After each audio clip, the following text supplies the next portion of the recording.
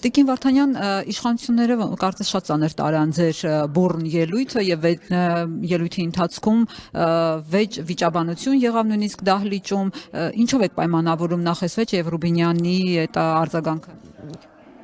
Դե կարծում եմ հնչած մտքերին հակադարձություններ չունենալով եւ Փաշինյանը երբ էստեղ է ընդհանրապես բոլորը ցուցադրելու եւ իրենց դիրքը արդարացնելու խնդիր ունեն, առանձնահատուկ ոգևորությամբ պիտի ցույց տան, որ իրենք թիմում կարևոր դեր են եւ այդպես կարծում եմ դրանով հիմա Նիկոլ Փաշինյանին դուր գալու արշավ է, երբ որ Փաշինյանը հարց պատասխաններին կամ այս բյուջեի ներկայացմանը կառավարության հաշվետվությանը գտնվում է, ես ուղղակի խոսում եի նրա իրականության մասին, անգամ չեմ ուռճացրել, գրոտեսկի չեմ ենթարկել, պարզ իրողություններ են, այնքան ընդհատեցին մի քանի բան իրականում բաց թողեցի, բայց պարզ իրողությունների մասին էր, իրենք ավելի լավ են սկսել ապրել, այն քաղաքացին հղերու անելով, փողոց բերելով իշխանություն ստացան, վերցրեցին, հարկերն է ավելացել այս ամբողջ ընթացքում, ավելի անպաշտպան է դարձել դրա մասին է խոսում, հակադաշնակցական արշավի մասին է խոսում։ Սիսակ Գաբրիելյանը արձագանքեց ձեզ, ասեց այն ինչ որ ձեր կյանքում փոխվել է, դուք չեք նկատում, օրինակ դուք ստացել եք Փաշինյանի օրոք ստացել եք 400,000 դրամ աշխատավարձից 850,000 է բարձրացել ձեր աշխատավարձը, Արծվիկ Մինասյանը առաջ ստացել է 360,000 դրամ, հիմա էլի 850,000 դրամ աշխատավարձ եք ստանում, դուք պատրաստ եք Սիսակ Գաբրիելյանին վերադարձնել այդ հավելյալ 450,000 դրամը, ինքը ձեր ընտանիքին ապահովի մակարոնով, որտեվ այդպիսի առաջարկ արեց ազգային ժողովի ամբիոնից։ Նախ շնորհակալություն հարցի համար, որտեղ կարող եմ այս թեմային անդրադառնալ, որ քաղաքացիների մոտ այլ տպավորություն չստեղծվի, ինչ է տեղի ունեցել, ԿՊ-ն մենք այդ նախագծին կողմ չենք քվեարկել, չգիտեմ էլ եթե մի քանի անգամ են բարձրացրել իրենց աշխատավարձը, անգամ այդ գումարումում էլ չենք եղել, ԿՊ-ն քվեարկել է նախ բազային աշխատավարձը բարձրացնելու, որ այդ կապ ունի պետական համակարգը եւ արդյունքում իրենք բարձրացրել են իրենց աշխատավարձը։ Հիմա անդիմությունը փոքրամասնությունը շուրջ 30 ընդդիմադիրի աշխատավարձել է դրա արդյունքում բարձրացել, ինչ է որտեղ է այդտեղ բան, այսինքն ինչ են ակնկալի քանդիմադիրները պիտի իրենց աշխատավարձը եւ որ քարտին գալիս են ըստում է տան որ Փաշինյանը падավատ բանանի,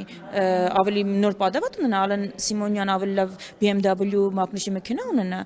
որն է տրամաբանությունը։ Ես հասկանում եմ, որ այդտեղ կարիք կար նշելու, ոնց տպավորություն որ մենակ ընդդիմադիրներն են աշխատավարձ տանում, քանի ընդդիմադիր падգամավոր կա եւ քանի իշխանական падգամավոր կա ու որտեղ իմ տրամաբանությունը որ ես խոսում էի, որ առաջին անհրաժեշտության ապրանքատեսակները բոլորը թանկացել են, հացը 35% է թանկացել, մակարոնը թանկացել է նույնքան գրեթե, տրանսպորտը 50%, դա իմ ընտանիքին չէր վերաբերում, նաեւ իմ ընտանիքին, դա վերաբերում է Հայաստանի Հանրապետության բոլոր քաղաքացիներին, եթե Սիսակ Գաբրիելյանը ինչ-որ բարեգործական նախաձեռնություն ունի բոլոր ընտանիքներին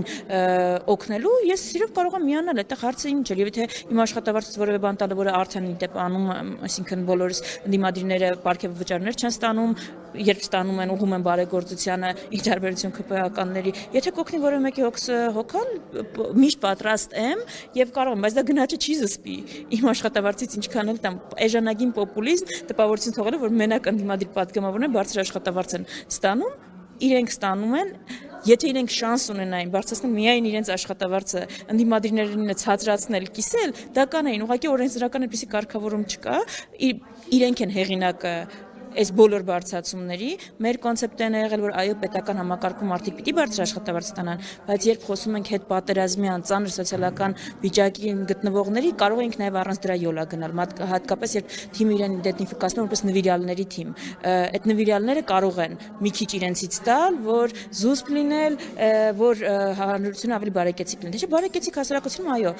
երբ այսքան աղքատություն չկա շուրջ 30%-ի չափ, պետական պաշտոնյաների աշխատավարձը պիտի բարձր լինի։ Մեկ էլ գիտեք նաև ծիծաղելին որն է, ես աշխատանք գտնելու խնդիր չեմ ունեցել եւ չեմ ունենա, ավելի ծիծաղելի է որ այս սրա մասին խոսում են այն թիմի ներկայացները, ում CV-ում առաջին աշխատանքային փորձը փոխնախարարն է, միանգամից падգամավորն է, իրենք թող մտածեն ինչ են անելու երբ Փաշինյանի իշխանություն չլինի։ Իմ կուսակցությունը եղել է ընդդիմություն, խորհրդանում չի եղել, հիմա խորհրդանում է, կլինի, չի լինի, մեր կյանքում դա բան չի փոխում, ոչ սոցիալական ապահովության առումով նկատի ունեմ, ոչ հակառակը մասնավոր ոլորտում շատ ավելի հետաքրքիր աշխատանքներ կան։ Պարզապես հիմա կա պատասխանատվություն, սա ենք անում, իրենց բարձրացած աշխատավարձն ամենամիս նստում է եւ եթե Սիսակ Գաբրիելյանին չենք տալիս ու դա հանցագործությունը, չգիտեմ, թող հանրությունը դատի։ Բայց 850,000 է աշխատավարձը, որովհետեւ Արթուր Խաչատրյանն ասաց հենց հիմա մտնենք հաշվապահություն եւ parzենք ում աշխատավարձն է 850, որովհետեւ մենք այդքան չենք ստանում։ 850,000 աշխատավարձ իրականում չկա, կա, այսինքն տարբեր է նաև հանձնաժողովի նախագահ, խոսնակ, որը էլի իրենք են փոխխոսնակ, ոչ 500 քանի հազար է,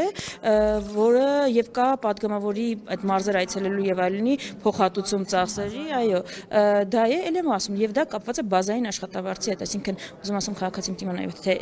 իր բազային աշխատավարձը, նվազագույն աշխատավարձը, այսպես ասում, բարձրացել է, падգամավորինը դրա մի քանի անգամա պատիկն է, 10 պատիկն է, եթե չեմ սխալվում, եւ պետական համակարգի աշխատավարձերը այդպես են գոյանում։ Հետ է։